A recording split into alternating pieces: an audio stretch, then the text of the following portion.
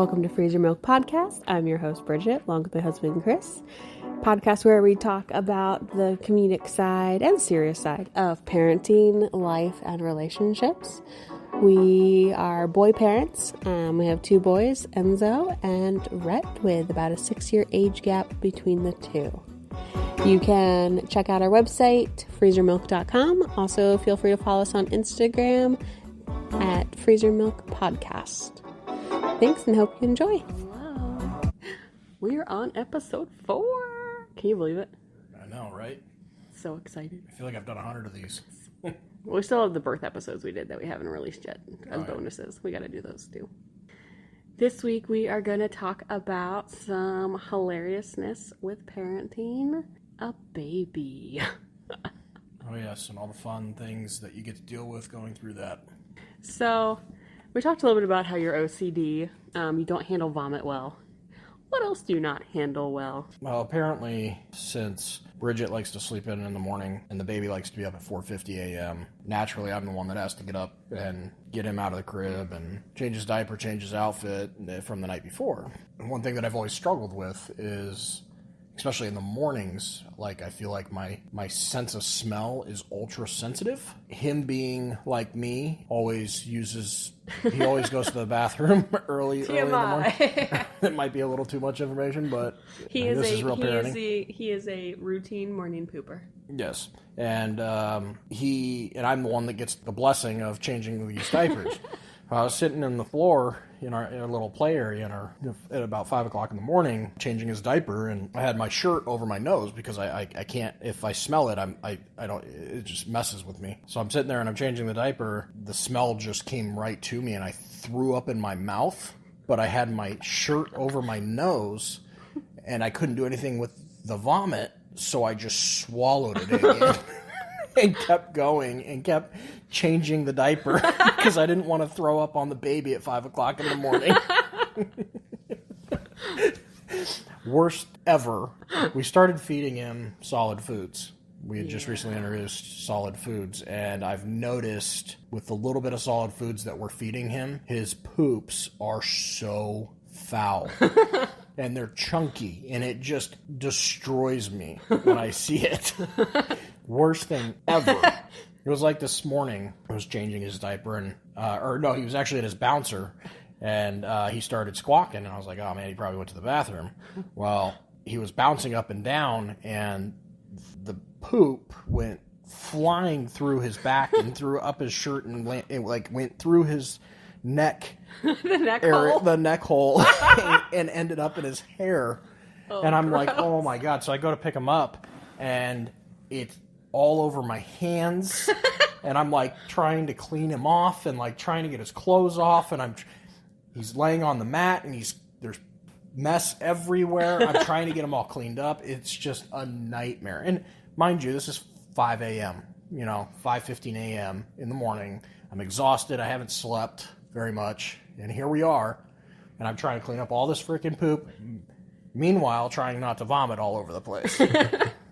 This is just another day of babies. I bet 5-10 years ago, you never thought that you would handle poop so much. Oh my God, it's awful. I mean, when he was a newborn, it wasn't really that bad. And nope, it really just breast milk poop? Yeah, it really didn't get to me because it didn't have like a foul smell or it has a different smell. Yeah, it's not anything it's not of this earth, I guess.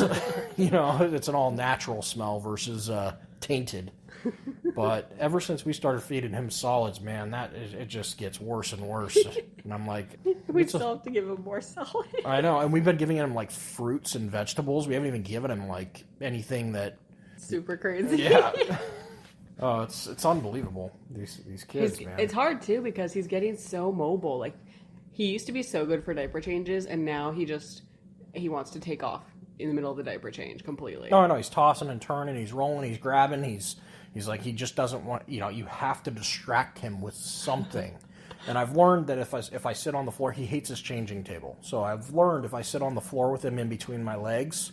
And pin him down. And basically pin him down while I'm trying to change this kid's diaper. I'm like, what was it the other day? We were trying to change his diaper, and you had his arms, I had his legs, and people had to have thought we were crazy. We were in the weren't we in the park? We were in the parking lot, and Yeah. we were changing his diaper on the bed of or on the Because he had tailgate. pooped. Yeah. Because he had pooped, and she's like holding him down, and I'm holding him down, and it just looked awful. I can only imagine what these people are thinking that are driving by. They're like, holy cow. Maybe they were late. I don't know. If they're a parent, they were late. They're like, I've been there. Thank God for trucks and tailgates. It's been a, oh man, you bought that poop pail thing that we put all the diapers in. The diaper pail? Yeah, that diaper pail. That thing. The poop pail.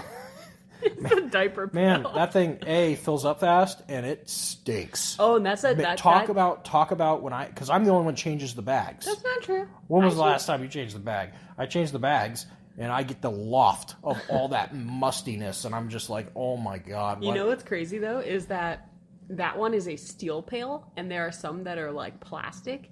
And the plastic ones, the whole pail just reeks. Like, you can take the bag out, and the plastic has just absorbed the odor permanently.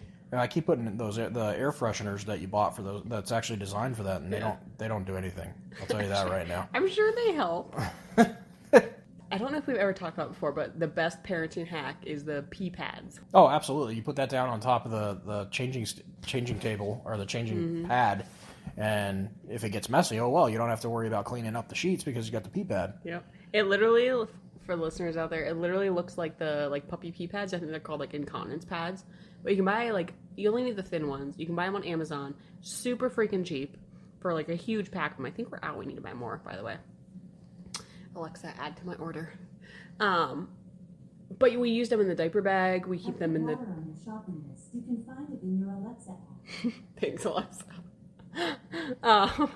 We used them in the truck. We have them stored in the truck to be able to use and just lay down in them. We have to change him in the truck randomly. They're great for going to the restroom in public to have to change them on those nasty, gross changing tables. Have you seen how gross they are? Oh yeah, absolutely. Ugh. And he likes to grab everything he possibly can in those bathrooms. So you just put one of those disposable pee pads down. You don't have to worry about your pad that you put in your changing bag getting gross, because you use a disposable one. B, you just throw it away. You don't have to worry about it. I love them. I feel like as a species, we're the only ones that actually have to go through all this torment and all this diaper changing and disgustingness of rearing children and because if you think about it, animals don't do this kind of stuff. They just poop wherever their nest is and move on with themselves. Well, I'm very glad that we don't do that. Yeah, exactly. But at the same time, it's disgusting. Nevertheless, I think you should start changing more diapers. The price of gas right now is just crazy. And we have a truck, which doesn't help. And Red is in a new phase of he wants to take a fantastically long nap if we drive the entire time. Yeah, I mean, I don't understand it. He will not nap for longer than 20 minutes in his crib. He did an hour today. That's amazing. But as soon as you put him in his car seat and you put him in that car and you take off and you don't even have to leave the neighborhood. And that dude is out for minimum 2 hours. Yep. 2 hours. He pulled 3 hours today. So we're sitting here driving around aimlessly trying to figure out places to go. We just keep going in circles. If you're in Arizona, you've probably seen us drive up and down your street of your neighborhood. Yeah, if you ever see my truck, you'll know why I'm out there. It's crazy. It's so much gas. I've literally pulled into the driveway after he had been sleeping for 2 hours, pulled into the driveway, left the car on, took a nap myself in the front seat while he was sleeping in the back. It's amazing. What's funny, though, is that if we try to turn the car on, drive somewhere and come back in 10 minutes to just stay in the driveway, he'll wake up. No, absolutely. He needs to be he only will stay asleep in the driveway if he's past the 2 hour mark. Yeah, we need to train this kid to sleep in a crib. It's gotta be more comfortable, cooler, more comfortable mattress. Roll around. I think that's the problem. He can roll around? Yeah, he's not restricted. So he has advanced so much on his motor skills in the last 30 days. Yeah, and so he's become more attached. 30 days ago-ish, we were in Hawaii. He was sitting up a little bit, but he wasn't going from laying down to sitting up on his own. He was not going from sitting to army crawl. He wasn't army crawling at that point, really. He was kind of rolling places, but he wasn't army crawling. He wasn't hands and knees crawling. He wasn't pulling to a stand. He wasn't cruising around furniture. He does all of that now. Yeah, now I feel like I got a mini me walking around this house. I'm like crazy. Pretty soon he's gonna be walking. I mean, he pulls himself up. He's always like, He's cruising along the edge of the couch now. yep, holding on to the couch. He gets up and he looks around, but he's also becoming really attached to us. And he's in a phase where he wants to be held constantly. Not necessarily held, just on us. Yeah, he's got to be near us at all times. I think that's also kind of one of those things came about after being home for, during the pandemic and stuff like that. And once we started all working from home, and it's hard on our nanny. It's very hard on the nanny. She knows that the only thing that he wants is mom. Yeah. And you're second rate right now. Sorry, bud. Yeah, I'm not as important. I just change his poop diaper, really shitty diapers. Get him out of the crib middle of the night. Mm-hmm. Yep. Get him out of so he can nurse, and get him up in the morning, or he gets me up in the morning. He says "Dada" now. Yeah, he does. So Rhett in the mornings will just start yelling from the crib. So we don't put anything really soft in there. We just have like hard toys that he can't suffocate himself with. And so he has like this little rattle, and he'll sit there and start like banging it against the crib walls and rails. And then he'll like shake it, and then he sits up. So he'll sit up in the crib and like try to look over to where our bed is and just say "Dada, Dada, Dada, Dada, Dada, Dada." Yep, until I get up and mosey on over and pull him out of the crib, and then he's all excited. Then he's all good to go, and I get him out, and we do our routine in the morning. Mm-hmm. I think he loves those mornings with you. Well, it's structure, Yeah. I mean, I think that's the most important thing. It's kind of the same way with Enzo. Well, you used to, when he was like a newborn, you would do the mornings with him where you'd put him in the swing in the morning and stuff like that while I got ready for the day. And I think that we got away from that for a little bit. Well, he doesn't fit in the swing anymore. Oh, yes. He's a very tall boy. And then every time I put him in the bouncer, he shits his pants and it goes into his hair. So I stopped putting him in the bouncer. But I think he just appreciates that time with you. Yeah, no, I'm sure he does. Well, I mean, I used to do that kind of stuff with Enzo, too, in the mornings. We always had our morning routine. We still do. I mean, we still do the breakfast thing, and, I get them ready for school, then I take them to school, and I think they just like that structure when they're that age. I think it's really important for them. For those of you that don't know, Chris is probably the most amazing partner I ever could have asked for to help in life, relationships, and child rearing. It's one of the things that I value the most about you is that you are an equal partner in child rearing responsibilities and duties. Well, it's half my fault, isn't it? Enzo wasn't, but you chose for it to be. Yeah. And I appreciate that. And it's something that I really wanted out of a partner, and you completely stepped up to the plate with wanting to be actively involved.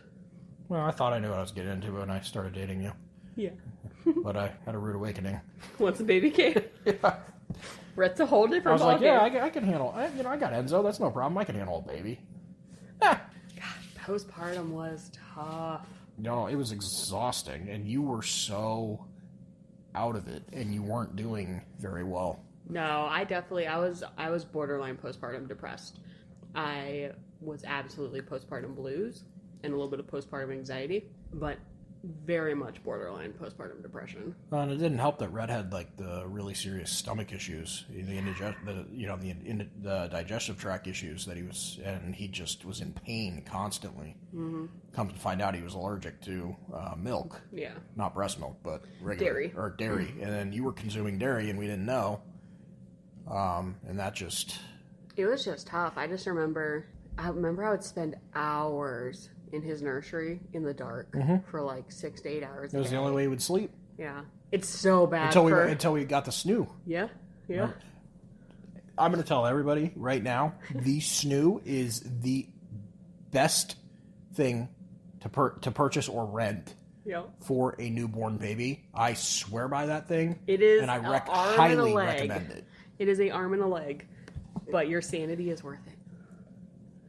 No, with Rhett, it was so bad for my mental state as a postpartum mom that he would scream and cry because he was in pain and we just didn't know what was causing it. And the only way he would sleep was literally if I sat holding him in the rocking chair and just kept rocking for like hours. Yeah, it had to be a dark room, yeah. Had to have white noise blasting, and I would be stuck in this room for like 6 to 8 hours. Yeah, I mean, I literally I would bring her breakfast, I'd lunch, bring her breakfast, lunch, I'd bring her water, I'd bring her snacks, I'd bring her her, I'd get her phone chargers. I just kept bringing her stuff just so this baby would sleep. And the only time he would sleep is on her and in this room and in this chair. And it was awful, and I couldn't do anything about it. It was so hard because you absolutely were showing up as much as you possibly could, because you would come in. We actually got a second chair in there at one point. Yep. Because you were recognizing that I was rapidly mentally deteriorating. Yeah. And it was just so draining on my mental state to just be alone. I had the baby, but basically alone from adults for hours and hours and hours. And I couldn't call somebody. I couldn't talk to them. I couldn't, listen to anything that was loud. I had to just be silent. And it just was wrecking me mentally. So we put a second chair in there and used to come in and just sit in there with me. In the dark. In the dark. In the quiet. Yep. We would text back and forth. We would text because we tried talking once and he woke up and he was so angry. Oh yeah, so we just started texting back and forth. I'm like in my own house. I'm like, I'm sitting in the dark in this room, texting 5 feet away from me, texting. Yep, just texting her. I'm like, but it helped. It helped a lot because I felt very alone, and it was really interesting because with Enzo, I didn't really go through borderline postpartum depression. And with Rhett, with how much he was uncomfortable, it was extremely hard. Do you remember I broke down? Well, I broke down every day. Yeah, Literally every day I cried about something. But I broke down at one point, and it broke me that it just hit me that I am home to him. My body is the only home he knows, and he's not comfortable with me. Yeah, I remember you telling me that. The way he would look at me of just a disappointment and you're not what I need right now kind of look is how I read it in my postpartum state, and it was brutal. I would just sob. I would just be sitting there rocking back and forth, just sobbing, holding him, feeling like my kid doesn't find me comforting. My kid doesn't find me as home and a safe place. He is resisting me and is only passing out from sheer exhaustion. Not that it's even on the same level, but I kind of felt similar in ways because he'd let me hold him, but then he would just be so miserable that I would immediately have to give him back to you because the only calming he would get was from you. And I don't know if it was separation anxiety or if it was the stomach, it was all of it, but it was really hard because you couldn't leave the house. You couldn't go to the store. You couldn't run errands. You couldn't go anywhere without the baby. It was hard enough for me to take a fucking shower. Yeah, absolutely. Yeah, I mean, he would not last more than 5 minutes. Yeah, and there was nothing that I could do. I remember a couple of times you brought him in to see me in the shower, and I would just hear him come in just wailing, mm-hmm. and I'd just be shampooing my hair or something, be like, oh my god. No, and he would. When was it that he stopped taking a bottle? Because that made it really difficult. When you traveled. When I started traveling, yeah. It was when you were gone for a long time. He just would. He would refuse. Now he refuses to take a bottle. He can't take a bottle. Of course, he doesn't wail like he used to. A newborn wail versus a wail now is a whole different thing. It is the most depressing thing to hear a newborn wail. Yeah. Awful. It pierces your soul, and you're just it's not as loud as his cry. No, not now. Not at all. His cry now is much louder, but his cry then is sheer despair. And now he's just starting to throw tantrums. Yeah. His little tantrums. Oh, I hate those. Man, it used to get me all the time when he was a newborn. It was just so hard. I was like, I don't know how I can help. So I tried to pick up the slack with Enzo, doing stuff with him and taking him places and keeping him busy, and because I just couldn't help as much with the baby. We talked about this the other day, you and I, how there was a turning point where all of a sudden you were okay, I've been helping with a slack and with Enzo and all of that, but Bridget needs a reprieve. I think it was when there was a couple times you had to go run errands, and I just said, you know what, I don't care if this is what happened. The baby stopped taking bottles, right? But I'm Bridget has stuff she needs to go do, and she needs a couple hours. I said, I'm going to make this work. This baby's going to cry, and this baby's going to be a nightmare, but she needs to get out of this house. So she got out of this house, and the baby would cry, and I would try and give him a bottle. He wouldn't take a bottle. So I finally took a little medicine dropper and fed him that way. It took me an hour and a half to feed him 4 ounces of water or breast milk. I'm what do you do? I just said a little kitten. I'm just here you go, or a little bird. I'm here's your little drop at a time. And it actually worked. I mean, it just took a while. Yeah. But, I mean, we powered through it, and ever since then, I'm like, yeah, he still doesn't take a bottle, but, we just make sure that he's good, he's full before you leave, and then I'm on a short leash. I muster through it. Yeah. I'm on a short time He's leash. gotten a lot better now. I mean, he knows me. He's very familiar with me now. Yeah. It just takes time. It takes time for him to get adjusted and acclimated to me. Because, you got to think about it. With 9 months, he's all about you. Yeah. He's in your womb, and he's attached to you. He knows your smells, your sounds, your heartbeat, everything. He doesn't, when he comes out, he doesn't know who I am. Do you remember? He probably knows my snoring, but other than that, he doesn't know me. Do you remember I got you a book prior to when he was born? Yeah. I Was Promised a Baby. Yeah, it's called I Was Promised a Baby, and it's got a lot of good pictures and stuff like that, but it's I thought it was extremely funny, right? Mm-hmm. Before the baby came. And I read through it, and I'm like, oh, this is ridiculous, this is funny. Well, I'll tell you right now, since we've had that baby, everything in that book is 100% accurate. Yeah. I'm like, this is like, if, they say that nobody has a manual for raising a child. To all the fathers out there, I highly recommend you get a copy of this book and read it, compare it to actually raising a child and raising a baby, because it is exactly what it's like. It's amazing. It is a rated R book. Yeah, it's definitely not something you want to give to your 7-year-old to let him read. No. Although Enzo's asked about it a few times. Oh, God. Really? Not going to let him read it, though. No. It's just so funny. We got it on, I got it on Amazon. It's called I Was Promised a Baby. But it's hilarious. Like, in the book, it goes through the wife being pregnant and the chaos of her being pregnant. And then it goes through when the baby's born and post-baby being born. And then it talks about that moment when it clicks for the dad. Like when the baby smiles at him in the middle of the night. Yeah, it's by Carlos Puga. On Amazon. On Amazon. Highly recommend it. A storybook guide for new dads. But it's cool because at the very end of it, they actually put different definitions of stuff. So they talk about mastitis. They talk about things to know about birth. Like, they have a lot of information in there at the end of the book. I like it. It was pretty hilarious. And it's just so true. Are you looking at it now? Yeah, I'm looking at it. And realizing how accurate I'm like, oh it my is. God, I'm reliving it all over again. It's amazing. Oh my gosh. So we have to... I know we talked about the baby a ton this episode, but we have to tell the story about you and Enzo who swim. Last week. Yeah. Yeah. So every Wednesday or Thursdays, I take Enzo to swim. Enzo is, I'm going to say, introverted individual, but, he loves swim. And he loves doing the swim thing. And so I take him to swim. Every Thursday. We want to make sure that, we live in Arizona. There's pools in every other house. We just want to make sure that he has the ability to, if he were to fall in, actually be able to get out. But we went to swim, and we're driving in the car, and he says, Cree. He says, for anybody that doesn't know, my nickname's Cree, and everybody in my family calls me Cree, and Bridget calls me Cree, Enzo calls me Cree, everybody calls me Cree, so I might refer to myself as Cree. But he goes, Cree, he's like, can we go do something fun after this? Well, what do you want to do? And he's like, I don't know. I just want to hang out with you. We can go get mom and go get the baby. He goes, I don't want to hang out with mom and the baby. He goes, I just want to hang out with you. Chopped liver. Like a bro date. Where did you hear that term before? I was just like, you know what? Because you called it a bro date, we're going to go do something fun.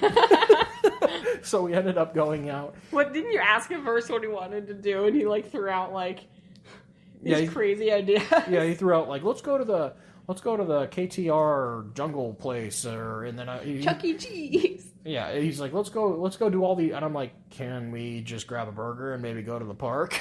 And he's like, yeah, let's go do that. Let's go to the playground. I don't know. I just thought it was really, when you have a baby and you're trying to balance life and your career and, be a good father to that child, you also have to remember that there's other children in the picture, especially in my case. And, I think sometimes we get, you get so tired and you get so involved with the baby that you forget about the other kids. And it makes it more apparent that, I need to work on paying more attention to him, because he obviously was feeling lonely in that moment and he just wanted to hang out with me. He didn't want anybody else around. Yeah.